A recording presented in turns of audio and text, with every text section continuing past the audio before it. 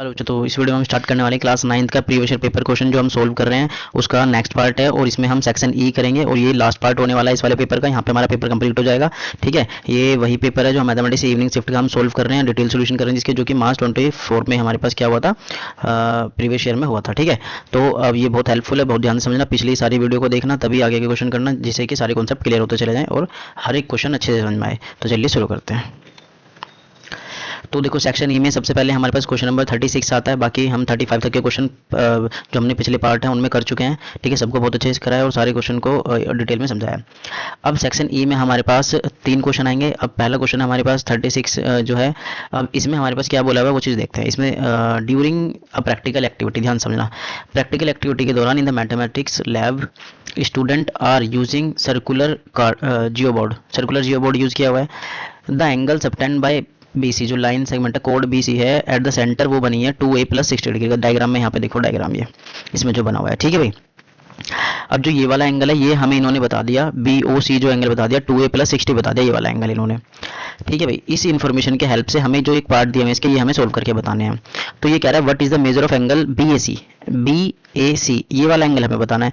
ये बहुत ईजी है, सॉल्यूशन करना स्टार्ट करेंगे। ठीक है, हमने थ्योरम पढ़ी हुई है, यहाँ पे सर्कल चैप्टर का कॉन्सेप्ट पढ़ा हुआ है, जो हमारे पास ध्यान से अगर देखो, मैं तुम्हें एक और बार बता देता हूँ फिर भी रिवीजन के तौर पे। मान लो ये सर्कल है हमारे पास, ऐसे जो एंगल होता है हमारे पास सेंटर से जो बना होता है, ये वाला एंगल अगर 60 है, ये वाला हमारा 30 होता है, हाफ होता है। वही प्रॉपर्टी का यूज़ करेंगे यहाँ पे हम, और यहाँ पे सोल्व कर देंगे। यहाँ पे लिखेंगे हम जो एंगल है, एंगल बी ए सी वो बराबर है हाफ एंगल, क्या बोलते हैं, हाफ एंगल 2a, ये पहले नाम लिख देता हूँ मैं एंगल का, यहाँ पे एंगल बी ओ सी के हाफ। ठीक है, यहाँ पे बोल सकते हैं बाय सर्कल प्रॉपर्टी, ये रीजन में दे सकते हैं या डायरेक्ट भी यहाँ पे हम लिख सकते हैं। Angle B A C equal to half, और ये हमारा कितना है 2a + 60। ठीक है, अब हाफ की मल्टीप्लाई इसमें हो जाएगी तो क्या आएगा वो लिख लेते हैं यहाँ पे, 2a/2 हो जाएगा प्लस 60/2। देखो जो डिवाइड में 2 था वो इसके नीचे भी जाएगा, इसके नीचे भी जाएगा, इसे काट देते, 2 से 2 कट गया, a बचा यहाँ पे सिर्फ, और यहाँ पे 30 पे हमारे पास कैंसिल आउट हो गया। तो एंगल बी ए सी आता है हमारे पास a + 30। ठीक है, a + 30 आ जाता है हमारे पास, और यही हमारा हो गया फर्स्ट पार्ट का आंसर। यहाँ पे फर्स्ट पार्ट हमारा कंप्लीट हो जाता है। देन चलते हैं हम यहाँ पे नेक्स्ट पार्ट पे, सेकंड पार्ट में हमें क्या कह रहा है, इफ़ ए हमारा 20 डिग्री है देन बी ए सी कितना होगा। चलो देख लेते हैं, ए हमारा 20 बोल दिया इस बार, तो एंगल बी ए सी हमने कितना फाइंड किया था, a + 30, तो ये कितना हो जाएगा, एंगल बी ए सी कितना हो जाएगा 20 + 30। ठीक है, तो मतलब कि बी ए सी कितना हो जाएगा हमारे पास यहाँ पे 50 डिग्री का हो गया। यहाँ पे हमारा सेकंड पार्ट भी कंप्लीट होता है। बहुत ईजी क्वेश्चन है, फर्स्ट पार्ट यहाँ पे हो गया, सेकंड पार्ट यहाँ हो गया, बहुत ईजी दिया हुआ है। थर्ड पार्ट पे चलते हैं अब हम। तो थर्ड पार्ट के लिए हम वाइट कलर ले लेते हैं। ठीक है, थर्ड पार्ट यहाँ पे हम सोल्व करते हैं। थर्ड पार्ट में क्या कह रहा है, the radius of a circle 10 centimetre, ये कह रहा है रेडियस जो ये वाली ये 10 सेंटीमीटर है। तो बी ओ बी रेडियस है और सी ओ बी रेडियस है, ये भी 10 सेंटीमीटर की आइसोस्केल ट्रायंगल बन गया मतलब ये। तो यहाँ पे ये वाला हमसे एंगल कौन, लेंथ ऑफ ये पूछ ली, बी सी की लेंथ बतानी है। अब ये कैसे बताएंगे वो चीज़ हमें यहाँ पे देखनी पड़ेगी, चलो देख लेते हैं। अब ध्यान से देखो, इन ट्राइंगल बी ओ सी, जो एंगल है बी ओ सी वो कितने डिग्री का है। देखो बी ओ सी हमारा 2a + 60 है, 2a + 60 मतलब यहाँ पे आएगा 90। a की वैल्यू अगर मैं 15 रख दूंगा तो यहाँ पे कितना आ जाएगा, 20 रख दूंगा अगर मैं, यहाँ पे कितना आ जाएगा, ये हमारा 100 आ जाएगा। तो फिर अगर a की वैल्यू नहीं, यहाँ पे a अगर 15 होता है, इसमें a चेंज करके दिया हुआ है, तो यहाँ पे a की वैल्यू पुट करेंगे, पुटिंग वैल्यू a = 15 डिग्री। भाई a की वैल्यू इन्होंने यहाँ पे अलग बताई है, तो ये रखेंगे यहाँ पे। तो एंगल बी ओ सी कितना हो जाएगा, 2 × 15 + 60, इसे सोल्व करेंगे तो 90 आएगा हमारे पास। तो ये 90 आ गया, तो इसका मतलब ये यहाँ पे 90 मतलब राइट एंगल ट्रायंगल हो गया ये। तो इसका मतलब सो यहाँ पे बोलेंगे, so triangle B O C is right triangle हो गया। राइट ट्रायंगल हो गया, तो इसमें पाइथागोरस थ्योरम लग जाएगी और ये फाइंड कर देंगे, क्योंकि देखो 90 डिग्री के सामने वाली साइड जो होती है हाइपोटेन्यूस होती है, और ये बेस और ये परपेंडिकुलर मान लेते हैं। तो ठीक है, यहाँ पे लगाएंगे, तो हमारे पास हो जाएगा h² = p² + b² का यूज़ करेंगे। यहाँ पे h हमारा bc का स्क्वायर = परपेंडिकुलर हमारा 10 है, 10 का स्क्वायर प्लस, और ओ बी बेस हमारा वो भी 10 है, वो हमारा कितना हो जाएगा, वो भी 10 है। ठीक है, इसका स्क्वायर, तो यहाँ पे बी सी कितना आ जाएगा, रूट में 10 का स्क्वायर करा 100 प्लस 10 का स्क्वायर करा 100, तो ये आ गया हमारा √200। ठीक है, इसको रूट से बाहर निकाला अगर हमने तो हमारे पास कितना आ जाएगा, ये आ जाएगा हमारे पास 10√2 सेंटीमीटर। ये हमारा आंसर हो जाता है। ठीक है भाई, तो यहाँ पे थर्ड पार्ट का आंसर भी हो गया बहुत इजी तरीके से। बस हमने पाइथागोरस थ्योरम यूज़ की और यहाँ पे हमने BC की लेंथ बता दी है। ठीक है, अब इसका और वाला पार्ट और बताना है हमें। अब यहाँ पे स्पेस नहीं है, देखो इन्होंने पूछा है अगर A 50 डिग्री का है, A 50 डिग्री है तो रिफ्लेक्स ऑफ BOC बताना है। अब यहाँ पे स्पेस नहीं है, मैं यहाँ से क्लीन करता हूँ, यहाँ पे सोल्व करता हूँ इसे, यहाँ पे देखना। ठीक है, तो ये कह रहा है अगर हमारे पास A 50 है तो ये हमारा और वाला पार्ट है, मैं यहाँ पे लिख देता हूँ, यहाँ पे पेन नहीं चल रहा, रेड चलाना पड़ेगा, दिख नहीं रहा ज़्यादा। तो अगर हमारे पास A 50 डिग्री है, इसी तरीके से सोल्व करना, बस ध्यान रखना। तो हमारे पास एंगल BOC कितना हो जाएगा, BOC हमारा कितना है 2A + 60 है ना, तो यहाँ पे हम BOC रखेंगे तो 2 × 50 + 60, तो एंगल BOC कितना हो जाएगा यहाँ पे 100 + 60, मतलब कि BOC तुम्हारा हो गया 160। अब रिफ्लेक्स चाहिए तो रिफ्लेक्स कितना हो जाएगा, मैं यहाँ पे लिख देता हूँ। रिफ्लेक्स निकालते हैं, जो हमारा एंगल होता है उसमें से 360 माइनस कर दो, 360 में से माइनस कर दो, तो कर देते हैं यहाँ पे 360 - 160। इसे सोल्व करा तो ये आ जाएगा तुम्हारे पास 200 आ गया।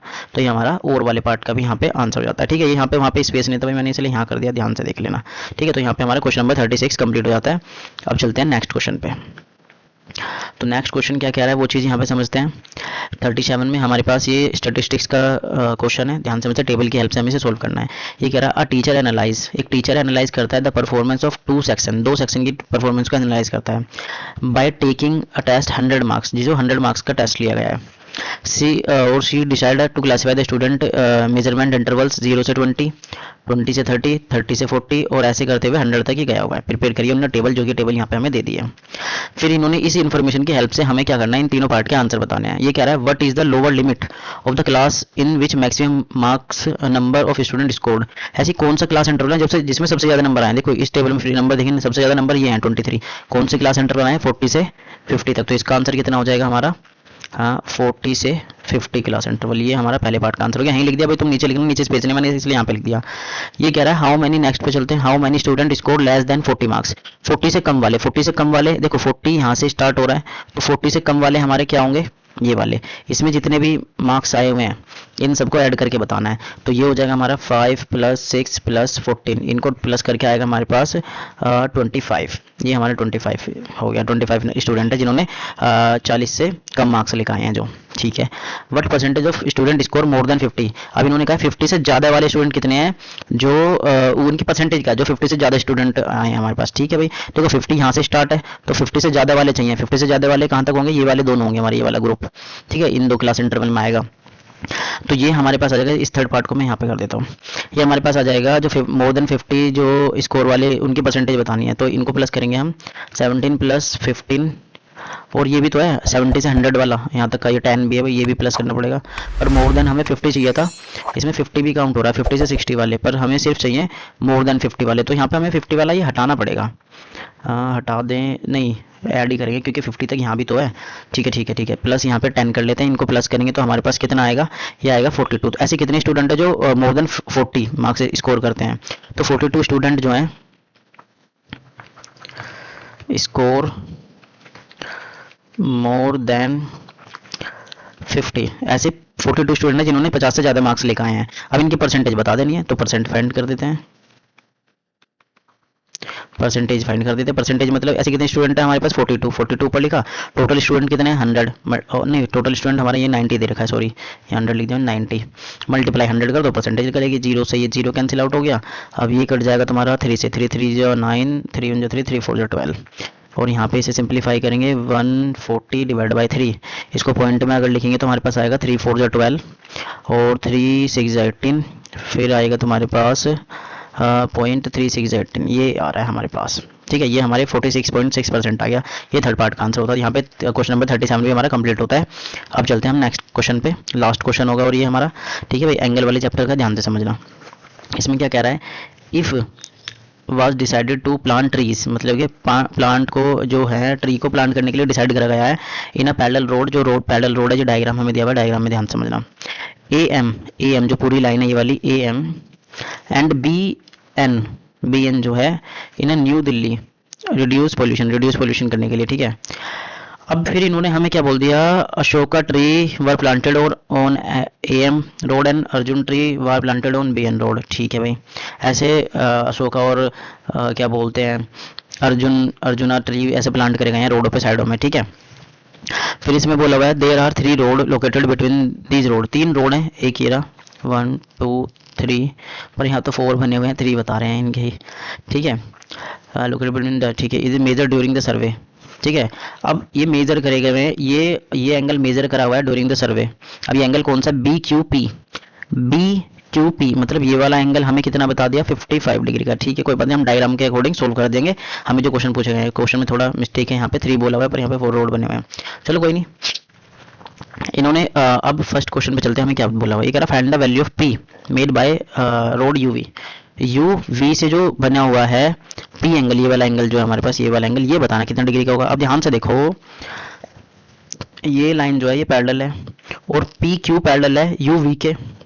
यहाँ पे लिखेंगे हम इसके सॉल्यूशन में, मैं यहीं पे लिख देता हूँ सॉल्यूशन इसका। जो यहाँ पे हमारे पास क्या है, क्या बोलते हैं, PQ जो है वो पैरेलल है UV के, इस वजह से हमारे पास जो एंगल है BQP वो बराबर होगा एंगल P के, क्योंकि ये हमारे पास कोरस्पॉन्डिंग एंगल सेम डायरेक्शन वाले एंगल है। देखो इधर ही जा रहा है, ये भी इधर जा रहा है। ठीक है, टाइप ऑफ एंगल जिसने पढ़े हैं उन्हें समझ में आ रहा है कोरस्पॉन्डिंग एंगल कौन से होते हैं। ठीक है, तो ये कोरस्पॉन्डिंग क्या हो जाता है, हमारे पास एंगल हो जाता है। तो यहाँ पे हमारे पास एंगल P कितना डिग्री का आ गया, ये भी 55 डिग्री का आ गया।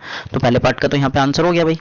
ठीक है, अब चलते हैं सेकंड पार्ट पे। सेकंड पार्ट में क्या कह रहा है हमारे, find the value of angle Q की वैल्यू बतानी है। देखो Q कहाँ पहुंच गया, हमारे पास एंगल, ये वाला एंगल, इसकी वैल्यू बतानी है। ये कैसे निकलेगा, अब ध्यान से अगर हम देखें, ये जब पैरेलल लाइन होती है, सारी लाइनें आपस में पैरेलल है क्वेश्चन के अकॉर्डिंग, तो अब ये वाला एंगल x के बराबर होगा। x के डायरेक्शन में देखो, इसी डायरेक्शन में Q जा रहा है, यही होगा ना हमारे पास। तो हम पहले क्या लिखेंगे, ये फाइंड करने के लिए सेकंड पार्ट को मैं कहाँ पे सोल्व करूँ, यहीं पे कर देता हूँ। चलो सेकंड पार्ट को सोल्व, कलर चेंज करके सेकंड पार्ट का जो सॉल्यूशन कर रहा हूँ मैं यहीं पे कर रहा हूँ। यहाँ पे देखो एंगल जो P है वो बराबर है एंगल x के। ठीक है, क्योंकि ये हमारे पास क्या है, अल्टरनेट इंटीरियर एंगल है, Z बन रहा है देखो ये ऐसे, और एंगल x जो है वो बराबर है एंगल Q के, क्योंकि ये भी कोरस्पॉन्डिंग एंगल है। ध्यान से देखो, सेम डायरेक्शन वाले एंगल है, कोरस्पॉन्डिंग एंगल।